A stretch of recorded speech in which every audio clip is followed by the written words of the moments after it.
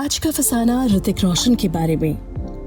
आज हम आपको बताएंगे कि बॉलीवुड के ग्रीक गॉड कहे जाने वाले ऋतिक रोशन बचपन में इतना हकलाते थे कि स्कूल में अपना नाम तक ठीक से नहीं बोल पाते थे। इतना ही नहीं, एक डॉक्टर ने तो उनसे ये तक कह दिया था कि तुम एक्टर नहीं बन सकते। फिर आखिर ऐसा क्या हुआ कि वही दुबला पतला और अंडर कॉन्फिडेंट लड़का आगे चलकर दुनिया के सबसे हैंडसम और सक्सेसफुल एक्टर्स में शामिल हो गया। स्वागत है आप सभी का फिल्मी फसाने के इस खास एपिसोड में। आज ऋतिक रोशन को देखकर शायद ही कोई यकीन करे कि बचपन में उनकी सबसे बड़ी लड़ाई किसी और से नहीं बल्कि अपनी ही आवाज से थी। ऋतिक बचपन से ही सीवियर स्टैमरिंग यानी हकलाने की प्रॉब्लम से जूझ रहे थे। स्कूल में जब टीचर्स उन्हें पढ़ने के लिए खड़ा करते तो वो घबरा जाते थे। कई बार तो सिर्फ अपना नाम बोलने में ही उन्हें काफी वक्त लग जाता था। ओरल टेस्ट्स उनके लिए किसी पनिशमेंट से कम नहीं होते थे। स्टैमरिंग की वजह से वो इतने अंडर कॉन्फिडेंट हो गए थे कि हर बार स्कूल जाने से बचने के लिए बीमार होने का बहाना बना देते थे।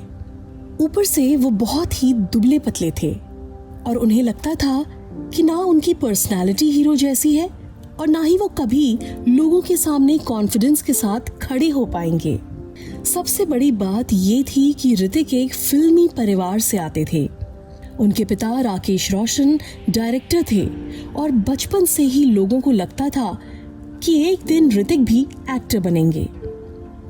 लेकिन जब ऋतिक करीब 21 साल के थे तब एक डॉक्टर ने उनकी स्टैमरिंग देखकर उनसे साफ कह दिया कि एक्टिंग का ख्याल छोड़ दो, क्योंकि इस प्रॉब्लम के साथ एक्टर बनना बहुत मुश्किल होगा। लेकिन ऋतिक ने हार नहीं मानी। उन्होंने डिसाइड किया कि अगर उनकी कमजोरी उनका रास्ता रोक रही है तो वो उस कमजोरी को ही अपनी ताकत बना देंगे। ऋतिक रोज घंटों तक स्पीच थेरेपी करते थे, मुश्किल शब्दों को बार बार बोलते थे, न्यूज़पेपर जोर जोर से पढ़ते। ऋतिक कई घंटे बाथरूम में खुद को बंद करके बोलने की प्रैक्टिस किया करते थे। ये प्रैक्टिस कुछ दिनों या कुछ महीनों तक नहीं बल्कि सालों तक चली। लेकिन ऋतिक सिर्फ अपनी स्पीच ही नहीं सुधार रहे थे, उन्होंने अपनी पूरी पर्सनालिटी बदलने का फैसला कर लिया था।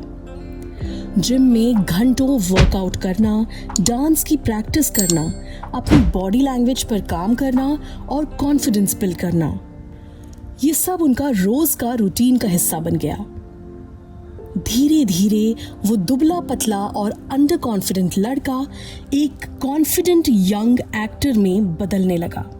शायद इसीलिए जब राकेश रोशन ने अनाउंस किया कि वो ऋतिक को लॉन्च करने वाले हैं तब इंडस्ट्री के कई लोगों को लगा कि एक डायरेक्टर अपने बेटे को हीरो बना रहा है।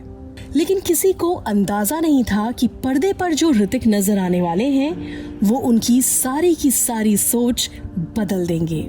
फिर आया साल 2000 और रिलीज हुई कहो ना प्यार है।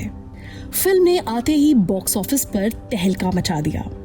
लोग सिर्फ फिल्म ही नहीं बल्कि ऋतिक रोशन की पर्सनालिटी, डांस, स्क्रीन प्रेजेंस और कॉन्फिडेंस देखकर हैरान रह गए।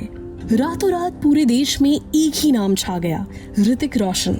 जिस लड़के को कभी बोलने में दिक्कत होती थी वही आज हर किसी की जुबान पर था। उन्होंने अपनी पहली ही फिल्म के लिए बेस्ट डेब्यू और बेस्ट एक्टर जैसे बड़े अवार्ड्स जीते और बॉलीवुड को उसका नया सुपरस्टार मिल गया। आज ऋतिक रोशन को दुनिया ग्रीक गॉड ऑफ बॉलीवुड के नाम से जानती है। कई इंटरनेशनल मैगजीन्स और ऑनलाइन रैंकिंग्स में उन्हें दुनिया के सबसे हैंडसम और सेक्सीएस्ट मेन में शुमार किया गया। लेकिन ऋतिक की सबसे बड़ी जीत उनके लुक्स या स्टारडम नहीं थी। असली जीत ये थी कि जिस कमजोरी ने बचपन में उनका कॉन्फिडेंस छीन लिया था उसी कमजोरी को उन्होंने अपनी मेहनत, डिसिप्लिन और हिम्मत से हरा दिया।